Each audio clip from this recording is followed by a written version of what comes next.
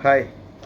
അപ്പോൾ ഇന്നത്തെ വീഡിയോയിലൂടെ ഞാൻ പറയുന്ന കാര്യം നമുക്ക് എല്ലാവർക്കും അറിയാമെന്നുള്ള വീരപ്പൻ്റെ ചരിത്രം. സത്യമംഗലം കാടിനെ ഒരു കാലത്ത് പിറപ്പിച്ചിരുന്ന വീരപ്പൻ എന്നുള്ള ആളുടെ ജീവിത ചരിത്രമാണ് അപ്പം ഞാനിവിടെ പറയുന്നത്. 1952 ജനുവരി 18 മുനിസ്വാമി വീരപ്പൻ എന്നുള്ള ആൾ ജനിക്കുന്നത്. അതിനുശേഷം അങ്ങനെ അറിയാലോ, പണ്ട് തമിഴ്നാട്ടിലാണ്, പണ്ട് ദാരിദ്ര്യവും കാര്യങ്ങളൊക്കെ ആയിരുന്നു. അങ്ങനെ സഹോദരങ്ങളൊക്കെ ഉണ്ട്. സഹോദരൻ ഒരാൾ അർജുൻ എന്ന പേര്. അപ്പോൾ ആ സമയത്താണ് കുറേ കാലം ഇങ്ങനെ ജീവിച്ച് വരവേ ഒരു 10 വയസ്സ് 1962 ജനുവരി 18 പുള്ളിയുടെ ജന്മദിനം വരികയാണ്. അപ്പോൾ അമ്മാവനുണ്ട്. അമ്മാവൻ ഇതുപോലെ തന്നെ ഫോറസ്റ്റിൽ പോവും. തടികളൊക്കെ മോഷണം കാര്യങ്ങളൊക്കെയാണ്. ആന വേട്ട എല്ലാ കാര്യങ്ങളും ഉണ്ട്. ഇപ്പം തോക്കും ഉണ്ടാവും. അപ്പം എന്തായാലും വീരപ്പൻ്റെ ജന്മദിനത്തിന് അവിടെ വരികയാണ് നാട്ടിലോട്ട് വരുന്ന ടൈമിൽ അപ്പം തോക്കെല്ലാം കൊണ്ടല്ലേ വരുന്നത്. അപ്പോൾ ഒരു ആകാംക്ഷ മുനിയാണ്ടി വീരപ്പന് എങ്ങനെ ഇത് യൂസ് ചെയ്യും, എങ്ങനെ വെടിവെക്കും എന്നൊക്കെ ഉള്ളതൊരു തോക്കൊക്കെ എടുത്ത് നോക്കി. അപ്പോൾ ഇത് കണ്ട അമ്മാവന് ചോദിച്ചു, നീ കാട്ടിലോട്ട് വരുന്നുണ്ടോ എന്ന് ചോദിച്ചു. അങ്ങനെ വീരപ്പനും ഹാപ്പിയായി, പുള്ളി കൂടെ പോവുകയാണ് ചെയ്യുന്നത്. അങ്ങനെ പോകുന്ന വഴിക്കാണ് ഒരു ഒറ്റയാനെ കാണുന്നത്. അപ്പോൾ അമ്മാവൻ പറഞ്ഞു, എന്തായാലും നീ ഫസ്റ്റിലത്തെ എന്താണ് എങ്ങനെയാണ് നിനക്ക് ഉന്നമുണ്ടോ എന്നൊക്കെ ചോദിച്ചു. നീ എന്തായാലും അതിനെ വെടിവെക്കാൻ പറഞ്ഞു. അങ്ങനെ കറക്റ്റ് ഉന്നത്തിൽ തന്നെ വെടിവെച്ചു. അതിൻ്റെ കറക്റ്റ് നെറ്റിൽ തന്നെ വെടിവെച്ചു. ആന ചരിഞ്ഞു. അങ്ങനെ ആനക്കൊമ്പൊക്കെ എടുത്തിട്ട് പോവുകയാണ്. അപ്പോഴത്തേക്ക് എന്തായി, നമ്മൾ ഒരു കാര്യം ചെയ്യാത്ത കാര്യം പെട്ടെന്ന് ചെയ്ത് നമ്മൾ സക്സസ് ആകുമ്പോൾ പുള്ളിക്ക് ഒരു ഉന്മേഷമായി. അപ്പം വീണ്ടും എന്നും ഇവരെ കൂട്ടത്ത് പോകും. അമ്മാവൻ്റെ കൂട്ടത്ത് കാട്ടിലോട്ട് പോയി 1969 ഫോറസ്റ്റ് ഉദ്യോഗസ്ഥർ അമ്മാവനെയും തപ്പി ഇങ്ങനെ നടക്കുകയാണ് കാട്ടിലോട്ട്. അപ്പം ഈ വെടിവെച്ച് വീണ്ടും എല്ലാ സമയത്തും പോവും. അപ്പം ആൾക്കാരാരെങ്കിലുമൊക്കെ ഉണ്ടെങ്കിൽ അവരെയും അടിച്ച് കീഴ്പ്പെടുത്തും. ഇതെല്ലാം കണ്ടു വളരുകയാണ്. 1969 അങ്ങനെ ഫോറസ്റ്റ് ഉദ്യോഗസ്ഥരുമായിട്ടുള്ള ഏറ്റുമുട്ടലിൽ ഒരു ഫോറസ്റ്റ് ഉദ്യോഗസ്ഥനെ വെടിവെച്ച് കൊന്നു. അത് വീരപ്പൻ തന്നെയാണ് വെടിവെച്ച് കൊന്നത്. ഇത് നാട്ടിലാകെ കാട്ടുതീ പോലെ പടർന്നു. ഇത് അറിയാലോ, ഒരു സംഭവം നടക്കുമ്പോൾ അപ്പം വീരപ്പൻ്റെ പേരും ഇന്നൊരു നേതാവ് വന്നിട്ടുണ്ട്, പുതിയൊരു പയ്യൻ, നേരത്തെ ഉണ്ട മുനിയാണ്ടി ഇപ്പോൾ സംഘത്തിൽ ചേർന്നിട്ടുണ്ട് എന്നുള്ള രീതി ഇങ്ങനെ കാട്ടുതീ പോലെ പടർന്നു. അപ്പോൾ അങ്ങനെ എന്തായാലും ഫോറസ്റ്റ് ഉദ്യോഗസ്ഥനെ വെടിവെച്ച് കൊന്നതോടുകൂടി അത് എങ്ങനെ ഇപ്പോൾ ഈ ഫോറസ്റ്റ് ഉദ്യോഗസ്ഥനെ വെടിവെച്ച് കൊന്നപ്പോൾ വീരപ്പൻ്റെ പ്രായം വന്നിട്ട് 17 വയസ്സാണ് കേട്ടോ. ആലോചിച്ച് നോക്കുക, ഒരു 17 വയസ്സായുള്ള ഒരു പയ്യനാണ് ഫോറസ്റ്റ് ഉദ്യോഗസ്ഥനെ വെടിവെച്ച് കൊന്നിരിക്കുന്നത്. അപ്പം ഇത്രയും കൊച്ചിലെ തന്നെ പുള്ളി ആൾക്കാരെ വെടിവെച്ച് ആനയെ വേട്ടയാടാൻ തുടങ്ങി. അങ്ങനെ സംഘം, അമ്മാവനും ഒരു സംഘമായിട്ടും പിന്നെ വേറൊരു സംഘത്തിൻ്റെ നേതാവ് വീരപ്പനായി. അങ്ങനെ പോലീസ് ഈ ഉദ്യോഗസ്ഥനെ വെടിവെച്ചത് ഒന്നതോടുകൂടി പോലീസ് ഉദ്യോഗസ്ഥരെ എല്ലാം ഈ വീരപ്പന് വേണ്ടിയുള്ള തിരച്ചിൽ ഫോറസ്റ്റ് മുഴുവൻ നടക്കുകയാണ് കേട്ടോ. അത് കർണാടക, തമിഴ്നാട്, കേരള അതിർത്തിയിൽ എല്ലാം വീരപ്പൻ്റെ വിഹാര കേന്ദ്രങ്ങളാണ്. അപ്പോൾ എല്ലായിടവും ഇങ്ങനെ സെർച്ചിങ് നടന്നു. 1972 വീരപ്പനെ അറസ്റ്റ് ചെയ്തു. അങ്ങനെ അറസ്റ്റിലായി രക്ഷപ്പെട്ടു. പിന്നെ ഈ ഗ്രാമത്തിലുള്ള എല്ലാ ആൾക്കാരെയും ഭീഷണിപ്പെടുത്തി പുള്ളിയുടെ വരുതിയിലാക്കി. പിന്നെ പുള്ളിക്കെതിരായിട്ട് എന്തെങ്കിലും ശബ്ദിച്ചു കഴിഞ്ഞാൽ അവരെല്ലാം കൊല്ലും. പോലീസുകാരെ ഒത്തിരി പേരെ കൊന്നു. അങ്ങനെ 1982 അങ്ങനെ 1980 സ്വയം ലീഡറായിട്ട് പ്രഖ്യാപിച്ചു കേട്ടോ. അങ്ങനെ 1983 3 കൊല്ലം ഇങ്ങനെ എല്ലാം പ്രവർത്തിച്ചു. 1983 വനാതിർത്തിയിലോട്ട് ഇങ്ങനെ വന്നുകൊണ്ടിരിക്കുമ്പോഴാണ് പോലീസ് ഓഫീസറുമായിട്ടുള്ള ഏറ്റുമുട്ടൽ നടന്നു. അങ്ങനെ പുതിയ ഓഫീസറെയും വീരപ്പൻ വധിച്ചു. ഇതിൽ ഭയങ്കരമായിട്ട് അടങ്ങാത്ത കോപത്തിലായി സർക്കാർ. എങ്ങനെയെങ്കിലും പിടിച്ചേ പറ്റുമെന്നുള്ള രീതിയിലൊക്കെ പല ഗ്രൂപ്പായിട്ട് പോലീസുകാർ ഫോറസ്റ്റ് ഓഫീസൊക്കെ തിരഞ്ഞ് വനത്തിൽ മുഴുവൻ സെർച്ചൊക്കെ നടത്തി. അപ്പോൾ ഈ ഓഫീസർ കൂടി മരിച്ചതോടുകൂടി ഇപ്പം ഇനി ആരെ ഫോറസ്റ്റ് ഓഫീസറാക്കുമെന്നുള്ള രീതിയിൽ വീരപ്പനെ എൻ്റെ ഈ പിടികൂടാൻ വേണ്ടി അങ്ങനെയാണ് ശ്രീനിവാസൻ എന്ന് പറഞ്ഞിട്ടുള്ള ഉദ്യോഗസ്ഥൻ വരുന്നത്. പുള്ളി വന്നിട്ട് എന്ത് ചെയ്തെന്ന് വെച്ച് കഴിഞ്ഞാൽ, ഇപ്പോൾ എന്തായാലും നേരിട്ട് നമുക്ക് വീരപ്പനെ ഒന്നും ചെയ്യാൻ പറ്റത്തില്ല. അപ്പം പുള്ളിയുടെ ജനിച്ച ആ ഗ്രാമീണരെല്ലാം വീരപ്പൻ വിരട്ടി വെച്ചിരിക്കുകയാണ്. ഇപ്പം ഓരോരോ എന്തുണ്ടോ ഇൻഫർമേഷൻ എല്ലാം കിട്ടുന്നത് വീരപ്പന് കിട്ടുന്നത് ഈ ഗ്രാമീണരിൽ നിന്ന് ആയിരുന്നു കേട്ടോ, ഗ്രാമത്തിലുള്ള ആൾക്കാരുടെ. അപ്പോൾ ശ്രീനിവാസൻ എന്ന ബുദ്ധിമാനായ ഉദ്യോഗസ്ഥൻ അവർക്ക് ഗ്രാമീണരുമായിട്ട് അവിടെ പോയി താമസിക്കുകയും അവിടെ ഇടപഴകി അവർക്ക് വേണ്ട എല്ലാ കാര്യങ്ങളും, ഇപ്പോൾ റോഡ്, പിന്നെ അവർക്ക് വീട് വെച്ച് കൊടുക്കുക, 40 വീട് പണിത് കൊടുത്തു. അപ്പോൾ അത് ഉദ്യോഗസ്ഥരുടെ കയ്യിൽ നിന്നെല്ലാം കോൺട്രിബ്യൂഷൻ എല്ലാം വാങ്ങിയിട്ടാണ് അതെല്ലാം ചെയ്തു കൊടുത്തത്. അപ്പോൾ ആലോചിച്ച് നോക്ക്, നമ്മളൊരു ദരിദ്രരായിട്ടുള്ള ഒരു ഗ്രാമത്തിൽ വന്നിട്ട് ഒരാൾ വന്ന് ഹെൽപ്പ് ചെയ്യുമ്പോൾ എന്ത് ചെയ്യും, ഓട്ടോമാറ്റിക്കായിട്ട് അവരുടെ അടുത്തൊരു മതിപ്പ് നമുക്കുണ്ടാവുമല്ലേ. അങ്ങനെ എല്ലാവരെയും അങ്ങനെ സഹായിച്ചു, റോഡുണ്ടാക്കി, അങ്ങനെ പലവിധ കാര്യങ്ങളൊക്കെ ചെയ്തു. അപ്പോൾ എല്ലാം വീരപ്പൻ്റെ സംഘത്തിലെ ആൾക്കാർ കുറേ പേരൊക്കെ കുറഞ്ഞു വന്നു. ഒത്തിരി ആൾക്കാരുണ്ടായിരുന്നു, അതിൽ എല്ലാം കൂടുതൽ ശ്രീനിവാസൻ എന്ന് പറഞ്ഞ ഉദ്യോഗസ്ഥനോടായി അകമഴിഞ്ഞ സ്നേഹം. അപ്പോൾ ഇങ്ങനെ പോകവേ വീരപ്പനെ സെർച്ച് ചെയ്തുകൊണ്ടിരിക്കുകയാണ്. അങ്ങനെ ഈ സെർച്ചെല്ലാം ചെയ്തുകൊണ്ടിരിക്കുന്ന ടൈമിൽ 1986 വീരപ്പൻ പിടിയിലാവുന്നു. ശ്രീനിവാസൻ കമ്മീഷണറാണ്, അസിസ്റ്റൻ്റ് കമ്മീഷണർ പദവിയിലാണ് ഉള്ളത്. അപ്പോൾ അങ്ങനെ കാടാന്തരം കയറി ഇറങ്ങി സെർച്ച് ചെയ്ത് വനത്തിനുള്ളിൽ നിന്ന് വെളിയിലോട്ട് വരുന്ന വഴിയിൽ വെച്ച് വീരപ്പനെ പിടികൂടി ഒത്തിരി കാര്യങ്ങൾ അറിഞ്ഞു എന്തൊക്കെയാണ് അവിടെ നടക്കുന്നത്, എവിടെയൊക്കെയാണെന്നുള്ള രീതിയിലെല്ലാം നല്ല രീതിയിൽ കാര്യങ്ങളൊക്കെ അറിഞ്ഞു. ഇതിനിടയിൽ എന്ത് ചെയ്തു, വീണ്ടും ഈ കമ്മീഷണറുടെ നേരെ ഗ്രാമത്തിലോട്ടാണ് കൂടുതൽ ഫോക്കസ് ചെയ്തുകൊണ്ടിരുന്നത്. ആ പോകുന്ന സമയത്ത് ഗസ്റ്റ് ഹൗസിലായിരുന്നു താമസം വീരപ്പൻ അന്ന് ഉണ്ടായിരുന്നത്, ചോദ്യം ചെയ്യലിന്. അവിടെ നിന്ന് ഉദ്യോഗസ്ഥരെ എല്ലാം പറഞ്ഞ് സംസാരിച്ച് അവിടെ നിന്ന് എസ്കേപ്പായി. തിരിച്ചു വന്നപ്പോൾ ആളെയില്ല. അങ്ങനെ അവിടെ നിന്ന് വീരപ്പൻ എന്ത് ചെയ്തു, കാട്ടിലോട്ട് രക്ഷപ്പെടുകയാണ് ചെയ്തത്. വീണ്ടും ഈ സെർച്ചിന് വേണ്ടി ഇതിനിടയിൽ ഈ അറസ്റ്റ് ചെയ്ത് ഗസ്റ്റ് ഹൗസിൽ നിന്ന് രക്ഷപ്പെട്ട വീരപ്പൻ ഇതിൻ്റെ പ്രതികാരമായിട്ട് ഒരു പോലീസ് ഓഫീസറെ കൂടെ കൊന്നു. അത് കഴിഞ്ഞിട്ട് ഇത് കമ്മീഷണറെ കൂടുതലായിട്ട് കോപാകുലനാക്കി. ഇതിനെതിരെ എന്തെങ്കിലും ചെയ്തേ പറ്റുമെന്നുള്ള രീതിയിൽ പുള്ളി കൂടുതൽ അന്വേഷണം വ്യാപിപ്പിച്ചു. അങ്ങനെ ഇരിക്കുകയാണ്. വീണ്ടും ഈ ഗ്രാമീണ മേഖലയിൽ തന്നെ കൂടുതലായിട്ട് കമ്മീഷണർ കോൺസെൻട്രേറ്റ് ചെയ്യുകയും ഇതറിഞ്ഞ ആൾക്കാരെ കൂടുതലായിട്ട് ഓഫീസറുടെ അതിലോട്ട് പോകുന്നത് അറിഞ്ഞ വീരപ്പൻ 5 ഗ്രാമീണരെ കൊന്നു എന്ത് ചെയ്തു, തല വെട്ടി അത് മാർക്കറ്റിലും അവിടെയൊക്കെ പ്രദർശിപ്പിച്ചു. അതാണ് ചെയ്തത്. അങ്ങനെ 3 പോലീസുകാരെയും കൊന്നു. അതുപോലെ തന്നെ ചെയ്തു. ഇതെല്ലാം അറിഞ്ഞ പുള്ളിക്കാരൻ അത്യധികം സന്നാഹങ്ങളെ കൂട്ടുകയും വീണ്ടും വീരപ്പന് വേണ്ടിയുള്ള സെർച്ച് ആരംഭിക്കുകയും ചെയ്തു.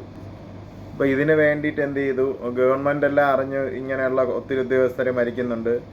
അങ്ങനെ പുതിയ ഫോഴ്സിനെ രൂപീകരിച്ചു. കർണാടക, തമിഴ്നാട്, അങ്ങനെ എല്ലാം. അപ്പം ബാംഗ്ലൂരിൽ നിന്നുള്ള ഫോഴ്സ് വന്നു. അപ്പം തമിഴ്നാട് ഇവർ ഒന്നിച്ചാണ് വർക്ക് ചെയ്യുന്നത്. അപ്പം ഒന്നിച്ച് എന്തുള്ള ഇൻഫർമേഷൻ ഉണ്ടെങ്കിലും ശ്രീനിവാസൻ കമ്മീഷണറുമായിട്ട് പങ്കുവയ്ക്കും. അങ്ങനെ 1991 വീരപ്പൻ പറഞ്ഞു, ഞാൻ കീഴടങ്ങാൻ തയ്യാറാണെന്നുള്ളത് പറഞ്ഞു. അങ്ങനെ കമ്മീഷണർ ഒറ്റയ്ക്ക് വരണമെന്നുള്ള രീതിയിൽ പറഞ്ഞപ്പോൾ സ്ഥിതിക്ക് പുള്ളി ഒറ്റയ്ക്ക് തന്നെ നമുക്ക് ഒരു കാര്യം ചെയ്യാം, വനത്തിൻ്റെ അതിർത്തിയിൽ വെച്ച് മീറ്റ് ചെയ്യാമെന്ന് പറഞ്ഞു. അങ്ങനെ ഒറ്റയ്ക്ക് രാത്രി പോവുകയും പോകുന്ന സമയത്ത് ബാക്കിൽ നിന്ന് ആരോ കഴുത്തറുത്തു കൊന്നു പുള്ളിയെ എന്നാണ് പറയപ്പെടുന്നത്. അപ്പോൾ അങ്ങനെ പുള്ളി മരിച്ചു. അതിനുശേഷം ഭയങ്കരമായിട്ട് ഉദ്യോഗസ്ഥനെ കൊന്നതറിഞ്ഞ ഗവൺമെൻറ് ഇപ്പം പുള്ളിയെ എങ്ങനെയെങ്കിലും പിടികൂടി കൊല്ലണമെന്നുള്ള ഒരു തീരുമാനത്തിലെടുക്കുകയും അങ്ങനെയാണ് എന്ത് ചെയ്തു, പുതിയ ഒരു ആളെ നിയമിക്കുകയും ചെയ്തു. അപ്പം അങ്ങനെയാണ് പുതിയ കമ്മീഷണർ എത്തി. അപ്പം പുള്ളിക്കാരൻ ഭയങ്കര ബ്രില്യൻ്റ് ആയിരുന്നു. എവിടെയാണോ പുള്ളിക്കാരൻ നിർത്തിയത് മുന്നേ ഉള്ള ആ ഒരു സ്ഥലത്ത് നിന്ന് തന്നെ ഗ്രാമീണരെ സഹായിക്കുകയും അതിലൂടെ ആൾക്കാരെ സ്വാധീനിക്കുകയും എല്ലാം ചെയ്തു. ഇതിനിടയ്ക്ക് ഈ ആദ്യത്തെ കമ്മീഷണർ മരിച്ച ആ ഗ്യാപ്പിൽ തന്നെ ഒത്തിരി ആൾക്കാരെന്ത് ചെയ്തു, വീരപ്പൻ്റെ ഗ്യാങ്ങിലോട്ട് സപ്പോർട്ട് പോയി എന്ന് പറഞ്ഞു കഴിഞ്ഞാൽ ഒരാൾ സഹായിച്ചുകൊണ്ടിരുന്ന ഒരാളില്ലാതെ വരുമ്പം ഇനി എന്തായാലും നിന്ന് കഴിഞ്ഞാൽ വീരപ്പൻ്റെ ആൾക്കാർ ആക്രമിക്കും എന്നുള്ളൊരു പേടിച്ച് അങ്ങോട്ട് പോയി. ആ ഒരു സമയത്താണ് പുതിയൊരു കമ്മീഷണർ വരികയും വീണ്ടും അവർക്ക് സപ്പോർട്ട് കിട്ടുകയും ചെയ്തത്. ഒത്തിരി അവിടെ ഒരു ക്ഷേത്രം പണിതു. പിന്നെ സർക്കാർ ഫണ്ട് ഉപയോഗിച്ചുള്ള ഇപ്പം സർക്കാർ കൊടുക്കുന്ന ഓരോരോ കാര്യങ്ങളുണ്ടല്ലോ, അതെല്ലാം നടപ്പിലാക്കുകയും ചെയ്തു. അതിലൂടെ ഇപ്പം നമുക്കൊരു നേതാവ് വന്നു എന്നുള്ള ഒരു ഇതിൽ കുറേ ആൾക്കാർ വീരപ്പൻ നിന്ന് വിട്ട് അകന്ന് പിന്നെ ഇതിലോട്ട് വരികയും ചെയ്തു. പിന്നെ ഓരോ ഇൻഫർമേഷന് വീരപ്പൻ്റെ നീക്കങ്ങളെക്കുറിച്ചുള്ള ഇൻഫർമേഷൻ എടുക്കാൻ വേണ്ടി ആൾക്കാർ തപ്പിക്കൊണ്ടിരുന്നു. അങ്ങനെ പോലീസിന് ഒത്തിരി ഇൻഫർമേഷൻ അതുവഴി കിട്ടുകയും ചെയ്തു. അപ്പോൾ ഇതിനിടയിലാണ് വീരപ്പൻ്റെ അടുത്തൊരു ബിസിനസ് പോലെ ചെയ്യുന്നതാണ് ആൾക്കാരുടെ, ഇപ്പം നാട്ടിലെ പ്രമാണിമാരായിട്ടുള്ള ആൾക്കാർ, രാഷ്ട്രീയക്കാർ, അങ്ങനെയുള്ളവരെ തട്ടിക്കൊണ്ട് പോകും, ഫാമിലിയിൽ നിന്നുള്ള 3-4 പേരെ. എന്നിട്ട് എന്ത് ചെയ്യും, അവിടെ കൊണ്ടുപോയിട്ട് നമ്മൾ സിനിമയിലെ കാണുമ്പോഴേ കൊണ്ടുപോയിട്ട് വില പേശും. ഇത്ര ലക്ഷം, ഇത്ര കോടി തന്നു കഴിഞ്ഞാൽ വിടാം. ആദ്യം 2 പേരെ വിടും, വിട്ടിട്ട് പിന്നെ ഫുള്ള് പൈസ കിട്ടി കഴിഞ്ഞ് കഴിഞ്ഞാൽ അങ്ങനെ വിടാമെന്നുള്ള ഇതിൽ കുറേ പൈസ അങ്ങനെ ഉണ്ടാക്കി. പിന്നെ അതിന് ഒരു മുൻ മന്ത്രിയെയൊക്കെ തട്ടിക്കൊണ്ടുപോയി എന്നുള്ള ഒരു കാര്യമൊക്കെ ഉണ്ട്. എന്നിട്ട് വിടാതെ പിന്നെ ലാസ്റ്റ് കൊന്നുകളഞ്ഞു എന്നൊക്കെ പറയുന്നുണ്ട്. അതുപോലെ തന്നെ ആണ് പിന്നെ ഒരു ഫേമസ് ആയിട്ടുള്ള ഒരു ആക്ടറെ തട്ടിക്കൊണ്ടുപോയി ലാസ്റ്റ് 108 ദിവസം പിടിച്ചു വയ്ക്കുകയും. അപ്പോൾ നക്കീരൻ ഗോപാലൻ എന്ന് പറഞ്ഞിട്ടൊരു പത്രപ്രവർത്തകനുണ്ടല്ലോ, നമ്മൾ കേട്ടിട്ടുണ്ടല്ലോ, ആ പുള്ളിക്കാരനെ ഇടയ്ക്ക് പോയിട്ട് ഇൻ്റർവ്യൂ ഒക്കെ ചെയ്യാറുണ്ട്. അപ്പം പുള്ളിക്കാരൻ പോയിട്ടാണ് നടുവിൽ നിന്ന് സംസാരിച്ച് അങ്ങനെ 108ാമത്തെ ദിവസമാണ് പുള്ളിയെ വിട്ടത്. അങ്ങനെയുള്ള സംഭവവികാസങ്ങളൊക്കെ അതിനിടയ്ക്ക് നടന്നു. 20 കോടിയോ എത്ര കോടി രൂപ വാങ്ങിയിട്ടാണ് വിട്ടതെന്നുള്ള കാര്യങ്ങളൊക്കെ അറിയുന്നുണ്ട്. അങ്ങനെ ഈ സംഭവവികാസങ്ങളെല്ലാം ഇങ്ങനെ നടക്കുകയാണ്. അതിനടുത്ത് രാമപുരം എന്നൊരു സ്ഥലത്തെ പോലീസ് സ്റ്റേഷൻ ആക്രമിക്കുകയും അങ്ങനെ കുറേ പോലീസുകാരെ കൊന്നു, അങ്ങനെ ഒരു SP കൊന്നു. അങ്ങനെയൊക്കെ പിന്നെ പുള്ളിക്കാരനെ അവിടെ ആക്രമിച്ച് കുറേ ആൾക്കാരെ പിടിച്ചു വെച്ചിരുന്ന ആൾക്കാരെയൊക്കെ വിട്ടുകൊടുത്തു. ഇപ്പോൾ 1992 ഈ പോലീസ് സ്റ്റേഷൻ ആക്രമണമെല്ലാം നടക്കുന്നത്. അപ്പോൾ ഇതിൻ്റെ പ്രതികാരമായിട്ട് 1993 വീണ്ടും പോലീസും വീരപ്പനുമായിട്ട് ഏറ്റുമുട്ടൽ നടക്കുകയും വീരപ്പൻ്റെ സൈഡിൽ നിന്നുള്ള ആൻ്റണി എന്ന് പറഞ്ഞിട്ടുള്ള ഒരാളെ എന്ത് ചെയ്യും, വെടിവെച്ച് കൊല്ലുകയും ചെയ്തു. രണ്ടിലും ഒത്തിരി പോലീസുകാർ മരിക്കുകയും ചെയ്തിട്ടുണ്ട്. പോലീസിൻ്റെ സൈഡിലും നല്ലൊരു അടിയായിരുന്നു അതിൽ. അങ്ങനെ ഒരാൾ ആൻ്റണി, പ്രധാനമായിട്ട് വലം കൈയായിട്ടുള്ള ഒരു ആൻ്റണി എന്നുള്ള ആൾ മരിക്കുകയും ചെയ്തു. അപ്പോൾ ഇങ്ങനെ എല്ലാ കാര്യങ്ങളും നടന്നുകൊണ്ടിരിക്കുകയാണ്. വീരപ്പൻ മുടികുട മഞ്ഞനായ എന്ന് പറയില്ല, അങ്ങനെയൊക്കെ ഇങ്ങനെ നടക്കുകയാണ്. ആരും പേടിക്കാതെ, ആരും കൂസാതെ വിഹരിച്ചു. അങ്ങനെ നടക്കുമ്പോഴാണ് എന്നിട്ട് ഈ നാട്ടുകാരെന്നെല്ലാം വീണ്ടും വീരപ്പനെ സഹായിച്ചു തുടങ്ങി കേട്ടോ. എന്ന് വെച്ച് കഴിഞ്ഞാൽ ഇപ്പം അറിയാം, പുള്ളി മറ്റുള്ള ആൾക്കാരൊക്കെ ഇങ്ങനെ ഓഫീസേഴ്സൊക്കെ ഒരാൾ ഹെൽപ്പ് ചെയ്യുന്നുണ്ടെങ്കിലും വീണ്ടും സഹായിച്ചു. എന്ന് വെച്ചാൽ ഇല്ലെങ്കിൽ കൊന്നുകളയും, അങ്ങനെയുള്ള രീതി. 1995 എന്ത് ചെയ്തു, വീരപ്പൻ്റെ സഹോദരനുണ്ടെന്ന് പറഞ്ഞില്ല, അർജുൻ, പുള്ളിയെ അറസ്റ്റിലാവുകയും അപ്പം കസ്റ്റഡിയിൽ വെച്ച് തന്നെ മരിക്കുകയും ചെയ്തു. ഇത് ഭയങ്കരമായിട്ടുള്ള വീണ്ടും പ്രകോപനം സൃഷ്ടിക്കുകയും വീരപ്പൻ വീണ്ടും ആക്രമണം അഴിച്ചുവിടുകയും ചെയ്തു കേട്ടോ. എങ്ങനെയെങ്കിലും ഇതിന് മറുപടി കൊടുക്കണമെന്നുള്ള രീതിയിൽ. അപ്പോൾ ഇതിന് ശേഷം എന്തായി, എങ്ങനെയെങ്കിലും വീരപ്പനെ പിടിച്ചേ പറ്റുള്ളൂ അല്ലേ, എല്ലാം ഫുള്ള് നാണക്കേടായി. മുഖ്യമന്ത്രി എല്ലാം ഇടപെട്ടു. അങ്ങനെ സ്പെഷ്യൽ ഫോഴ്സിനെയൊക്കെ അവർ നിയമിച്ചു. ഇപ്പം വിജയകുമാർ എന്ന് പറയുന്ന IPS ഓഫീസറും ഇപ്പം നമ്മൾ ഇതിൽ തന്നെ ഉണ്ടായിരുന്നു എന്നാണ് പറയുന്നത്. അപ്പോൾ അതിൽ എല്ലാം വീരപ്പനെതിരായി, എങ്ങനെയെങ്കിലും പിടിച്ചേ പറ്റൂ എന്നുള്ള രീതിയിലായി. ഇതിനിടയ്ക്ക് പുള്ളി വീരപ്പൻ്റെ കണ്ണിന് ചെറിയ പ്രശ്നം വന്നു, കാഴ്ചയൊക്കെ കുറച്ചിതാണ്, തിമിരം പോലെയുള്ള അസുഖം. അപ്പോൾ ഇതിനിടയ്ക്ക് എങ്ങനെയെങ്കിലും ആശുപത്രി പോയി അത് ക്ലിയർ ചെയ്യണമെന്നുള്ള ഒരു രീതിയിൽ വീരപ്പൻ ഇങ്ങനെ ഇരിക്കുകയാണ്. അപ്പോൾ എങ്കിലും പേടി, നാട്ടിലോട്ട് ഇറങ്ങിക്കഴിഞ്ഞ് കഴിഞ്ഞാൽ എന്തെങ്കിലും പറ്റുമെന്നുള്ള കാര്യത്തിൽ. അപ്പോൾ എങ്ങനെയെങ്കിലും കണ്ണ് ശരിയാക്കണമല്ലോ, അപ്പോൾ എങ്കിലും പേടി നാട്ടിലോട്ട് ഇറങ്ങാൻ വേണ്ടി. അപ്പോൾ അങ്ങനെ ഇതിനിടയ്ക്ക് എന്ത് ചെയ്തെന്ന് പറഞ്ഞു കഴിഞ്ഞാൽ ബുദ്ധിമാനായ ഉദ്യോഗസ്ഥർ പതുക്കെ പോലീസുകാരെ തന്നെ എന്ന് വെച്ചാൽ ആൾ കുറവാണല്ലോ, ഇപ്പോൾ 5-6 പേരൊക്കെ ഉള്ളൂ വീരപ്പൻ്റെ കൂടെ. അപ്പോൾ അതും വീണ്ടും കുറഞ്ഞു. അതിൻ്റെ ഇടയ്ക്ക് പോലീസ് വേഷം കെട്ടി എന്ന് വെച്ചാൽ പുള്ളിയെ സഹായിക്കാനെന്നുള്ള ഇതിലെ ആൾക്കാർ. ഇപ്പം നമ്മളായാലും ആൾ കുറയുമ്പോൾ എന്ത് ചെയ്യും, നമ്മൾ പതുക്കെ മറ്റേ ഗ്യാങ്ങിലോട്ട്, വീരപ്പൻ്റെ ഗ്യാങ്ങിലോട്ട് കയറി. അപ്പോൾ എല്ലാ ആന വേട്ടയ്ക്ക് എല്ലാത്തിനും കൂടെ പോയി വിശ്വസ്തരായി. അങ്ങനെ നിൽക്കുമ്പോൾ അങ്ങനെ കണ്ണ് വയ്യാതായപ്പം പതുക്കെ പറഞ്ഞു നമുക്ക് എന്തായാലും നാട്ടിലോട്ട് ഡോക്ടറെ കാണാം. അങ്ങനെ അവരുടെ വിശ്വാസരായിട്ടുള്ള ഒരാളെ പറഞ്ഞയച്ചു. അങ്ങനെ ഡോക്ടറെയൊക്കെ കണ്ട് ഇന്ന സ്ഥലത്ത് വെച്ചിട്ട് പ്ലാൻ ചെയ്തു. അപ്പം ബാംഗ്ലൂർ പോകുന്ന വഴിക്കുള്ള റോഡിൽ ഒരു ഗസ്റ്റ് ഹൗസ് ഉണ്ട്, ഫാം ഹൗസിൽ വെച്ചിട്ട് നമുക്ക് മീറ്റ് ചെയ്യാം, അവിടെ ഡോക്ടർ വരും എന്നുള്ള രീതിയിലൊക്കെ പ്ലാൻ ചെയ്തു. അവരെന്ത് ചെയ്തു, ഒരു ദിവസം ആംബുലൻസ് അവിടെ നിൽക്കുമ്പോൾ പതുക്കെ വീരപ്പനും സഹായി 3 പേരുണ്ട്, അവരുമായിട്ട് അവിടെ വന്നാൽ മതി. അപ്പം ഡ്രൈവറും വേറൊരു സഹായി അവിടെ തന്നെ ഉണ്ടാവും. യഥാർത്ഥത്തിൽ ഡ്രൈവറും വേറൊരു 2 ഉദ്യോഗസ്ഥരായിരുന്നു അവിടെ വരുന്നത്. അപ്പോൾ അതിനിടയ്ക്ക് തന്നെ ഒരു സ്കൂളിൻ്റെ മുകളിലായിട്ട് ഇവർ പോലീസ് പ്ലാൻ ചെയ്തതുപോലെ കുറേ പോലീസുകാരെല്ലാം ഓഫീസേഴ്സ് എല്ലാം മിഷൻ ഗണ്ണുമായിട്ടൊക്കെ നിന്നു. ആ ഓപ്പോസിറ്റ് സൈഡിൽ തന്നെ ഒരു കരിമ്പ് ജ്യൂസ് കയറിയ ഒരു വണ്ടി ഉണ്ടായിരുന്നു. അതിൻ്റെ അപ്പുറത്ത് മണൽ കയറ്റിയ ഒരു വണ്ടിയിൽ അതിൻ്റെ ബാക്കിലായിട്ടും മിഷൻ ഗണ്ണുമായിട്ട് പോലീസുകാരെല്ലാം കാത്തു നിന്നു. അപ്പോൾ ആ ദിവസം എത്തി കേട്ടോ. ആ ദിവസം 2004 ഒക്ടോബറിലാണ് കേട്ടോ. ഒക്ടോബർ ധർമ്മപുരി ബാംഗ്ലൂർ റോഡിലാണ് സംഭവം. അപ്പോൾ അങ്ങനെ കാത്തു നിന്നു. ഏകദേശം 10 മണി രാത്രി നല്ല കുറ്റാക്കുറ്റിയിലിട്ടാണ്. അങ്ങനെ 10 മണി കഴിയുമ്പോഴത്തേക്ക് വീരപ്പൻ സംഘം അവിടെ എത്തി. അപ്പോൾ ആംബുലൻസ് കിടക്കുന്നു. പതുക്കെ ആംബുലൻസിലോട്ട് കയറി അങ്ങനെ പാഞ്ഞു പോവുകയാണ്. പോകുന്ന വഴിക്ക് എന്ത് ചെയ്തു, ഈ കരിമ്പ് കയറ്റിയിരുന്ന ലോറി നേരെ കുറുകെ ഇട്ടു. അപ്പോൾ കുറുകെ ഇട്ടപ്പോഴേ അങ്ങോട്ട് പോകാൻ പറ്റത്തില്ല. അതിനിടയ്ക്ക് എല്ലാവരും നാലുപാടും പോലീസ് നിൽക്കുകയാണ്. പോലീസിൻ്റെ ഈ മെഷീൻ ഗണ്ണറിയല്ലോ, ഗണ്ണിൻ്റെ ഫ്രണ്ട് മാത്രമേ വെളിയിലുള്ള, ബാക്കി ആരെയും കാണാനില്ല. അങ്ങനെ കുറച്ച് നേരം നിന്നപ്പം തന്നെ അങ്ങോട്ട് പോകാൻ പറ്റത്തില്ലല്ലോ. അപ്പോഴേ ഇവർ വെളിയിലിറങ്ങിയില്ല. വീരപ്പനെല്ലാം അകത്ത് തന്നെ ഇരുന്നു. അകത്ത് പതുക്കെ എന്ത് ചെയ്തു, 2 ഡ്രൈവറും മറ്റേ കൂട്ടാളി ഉണ്ടായിരുന്ന പോലീസുകാരും പതുക്കെ ഇറങ്ങി ഓടി. അതിനിടയ്ക്ക് അനൗൺസ്മെൻറ്റ് കൊടുക്കുകയാണ്, നിങ്ങളിപ്പം പോലീസ് പിടിയിലാണ്, വേണമെങ്കിൽ നിങ്ങൾക്ക് കീഴടങ്ങാമെന്നുള്ള ഒരു ഇത് വിളിച്ച് പറയുന്നു. അപ്പോഴത്തേക്കും വീരപ്പൻ എന്തായാലും കീഴടങ്ങിക്കഴിഞ്ഞാലും ഇവർ ഭയങ്കരമായിട്ട് ഉപദ്രവിക്കുമെന്നുള്ളതെല്ലാം അറിയാം. അങ്ങനെ ഇറങ്ങാതെ ഇവരെന്ത് ചെയ്ത് തിരിച്ച് വെടിവെച്ചു. ഇവർക്കറിയില്ലല്ലോ എത്ര പേരുണ്ടെന്നുള്ളത്. ആ ശബ്ദം കേട്ട സ്ഥലത്തോട്ട് വെടിവെക്കുകയും, അപ്പോൾ ഇത് കാത്തിരുന്ന പോലീസ് ഉദ്യോഗസ്ഥരെന്ത് ചെയ്യും, തിരിച്ച് ഒരു 20 മിനിറ്റോളം വെടിയുതിർത്ത് എല്ലാവരും കുറച്ച് കഴിഞ്ഞിട്ടപ്പോൾ ശാന്തമായി.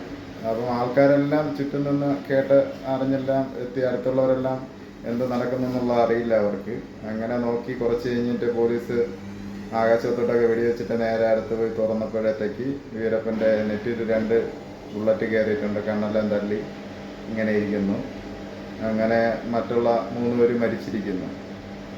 അപ്പോൾ അങ്ങനെ ആ ഒരു 2 പതിറ്റാണ്ടോളം സത്യമംഗലം ആ ഏരിയയിൽ എത്ര ആൾക്കാരുടെ 10,000 ആനക്കൊമ്പ്, പിന്നെ 180ഓളം ആൾക്കാരെ പോലീസുകാരെ കൊന്നു. അങ്ങനെയൊക്കെയാണ് പറഞ്ഞു കേൾക്കുന്നത്. അങ്ങനെ കിടുകിട വിറപ്പിച്ചിരുന്ന ഒരു ഭീകരൻ എന്ന് തന്നെ പറയാമല്ലേ നമുക്ക്. അത് അങ്ങനെ ആ ഒരു അന്ത്യം അതിലൂടെയാണ് നടക്കുന്നത് എന്നാണ് എല്ലാവരും പറയുന്നത്. ഇപ്പം നമുക്കും പറച്ചിലെല്ലാം അറിയാൻ പറ്റൂ പിന്നെ കാര്യങ്ങൾ. അപ്പോൾ അങ്ങനെ വീരപ്പൻ്റെ അവസാനം അങ്ങനെ നടന്നു 2004. അപ്പം ഇതാണ് വീരപ്പ ചരിത്രം എന്നൊക്കെ കേട്ടറിവും നമ്മൾ വാർത്തയിലൂടെ അങ്ങനെയൊക്കെ കണ്ടത്. അപ്പോൾ എല്ലാവർക്കും ഇത് ഇഷ്ടമായി കഴിഞ്ഞാൽ ഷെയർ ചെയ്യുക, ലൈക്ക് ചെയ്യുക, കമൻറ്റ് ചെയ്യുക. Thank you for watching.